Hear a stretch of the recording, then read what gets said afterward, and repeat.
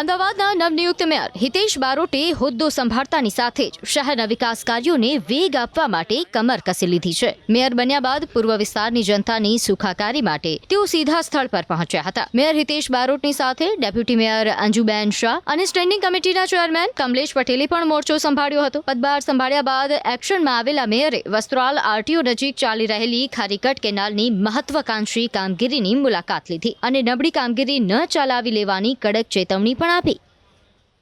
Councillor તરીકેની ભૂમિકા અને અમદાવાદ મહાનગરની જ્યારે જવાબદારી હોય તો એ જવાબદારી વહન કરવા માટે તાત્કાલિક ધોરણે જવું જોઈએ અને કામ કરવા માટે અવિરત રહેવાનું છે। એ માટે અમે આજે શરૂઆત કરી છે અમારા બધા જ મિત્રો સાથે, અમારી ટીમ સાથે અને વિસ્તારના કાઉન્સિલર અને અમારા માજી નેતા સાથે નીકળ્યા છીએ અને બધી જ જગ્યાએ જે રીતે કામ ચાલી રહ્યા છે કામની વિઝિટ કરી ઝડપથી કામનું નિરાકરણ આવે। આ ખારીકટ કેનાલનો આપણો જે પ્રશ્ન હતો 102 વર્ષથી વધારે જૂની કેનાલ જે રીતે કામ આપણે પૂર્ણ કર્યું છે, ખાલી 45 મીટરના કામ માટે બાકી હતું એ કામ પાણી વહેતું કરવાના કારણે આપણે બંધ રાખ્યું હતું।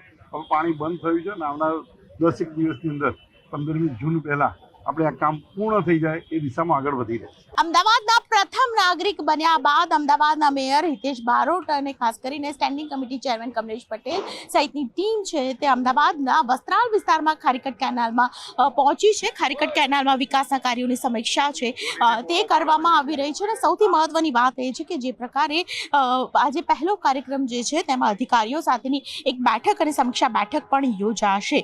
અતિ મહત્વની વાત છે કે લાલગેબી સર્કલ પાસે લેકનું ઇન્ટરલિંકની જે કામગીરી છે તે કામગીરી અંગે પણ નિરીક્ષણ કરવામાં આવશે। પૂર્વ ઝોન કચેરી ખાતે વિરાટનગર ખાતે ખાસ કરીને વિવિધ વિભાગના અધિકારીઓ સાથે એક સમીક્ષા બેઠક યોજાવાની છે અને આ બેઠક અંતર્ગત વિકાસના કાર્યોની જે સમય મર્યાદા છે તેમાં ગુણવત્તાસભર કામ પૂર્ણ થાય તે પ્રકારનું આયોજન છે અને તે અંગેની ચર્ચા છે તે કરવામાં આવશે। સૌથી મહત્વની વાત છે કે પ્રી મોન્સૂનની કામગીરી અમદાવાદ મહાનગરપાલિકા દ્વારા થઈ રહી છે ત્યારે વરસાદી પાણીના સંચાલન અને ઇન્ફ્રાસ્ટ્રક્ચરના વિકાસ મુદ્દે પણ અધિકારીઓને છે માર્ગદર્શન આપવામાં આવશે। પ્રથમ નાગરિક બન્યા બાદ ખાસ કરીને આપ જોઈ રહ્યા છો કે જે પ્રકારની અધિકારીઓ સાથેની બેઠક જે ખારીકટ કેનાલ પાસે થઈ રહી છે અને આ સમીક્ષા સાથે ખાસ કરીને જે બેઠક યોજાશે તેમાં પૂર્વ વિસ્તારની અંદર જે સમસ્યા રહેતી હોય છે તેમાં વરસાદી પાણી ભરાવાની સૌથી વધારે સમસ્યા રહેતી હોય છે તો આ વાતનો નિકાલ કેવી રીતે કરી શકાય તે પ્રકારની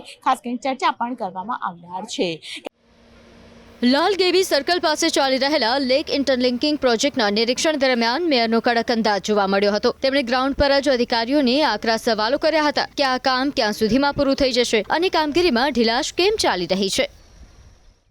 પ્રથમ નાગરિક બન્યા બાદ હિતેશભાઈ બારોટ તેમની પહેલી મુલાકાત અમદાવાદ શહેરની અંદર લાલગેબી સર્કલ પર જે પ્રકારની સમીક્ષા ચાલી રહી છે શું કહેશો હિતેશભાઈ? ખાસ કરીને લાલગેબી સર્કલ પર પણ તળાવ ઇન્ટરલિંકિંગ જે વાત છે સમીક્ષા દરમિયાન શું સામે આવી છે? જે રીતે તળાવ લિંકિંગ કરવાનો પ્રોજેક્ટ નિયમિત કરવામાં શરૂઆત કરી છે, અત્યારે આપણે 1500 મીટર કર્યું છે, આપણે કુલ 7.5 કિલોમીટરની લાઇનનું કામ ચાલી રહ્યું છે। આવનાર 27 સુધી વરસાદી પાણી બધું જ ખારીકટ કેનાલમાં આપણે ખારીકટ નદીમાં નાખી શકીએ એ રીતનો પ્રયાસ કરી રહ્યા છીએ। અમદાવાદ શહેરની અંદર પૂર્વ વિસ્તારમાં અનેક સમસ્યાઓ છે, વરસાદી પાણી ભરાવાની સૌથી મોટી સમસ્યા કેવી રીતે આપણે વરસાદી પાણી નિકાલ માટેની જ આ વ્યવસ્થા છે। વરસાદનું પાણી સીધું ડ્રેનેજમાં ના જાય અને ટ્રીટેડ ના કરવું પણ સીધું વરસાદી પાણી ખારી નદીમાં નાખી શકીએ એ રીતનો આ પ્રોજેક્ટ છે અને આ પ્રોજેક્ટની 2 વર્ષથી વધુ સમય લેશે અને આ કામ ચાલુ છે।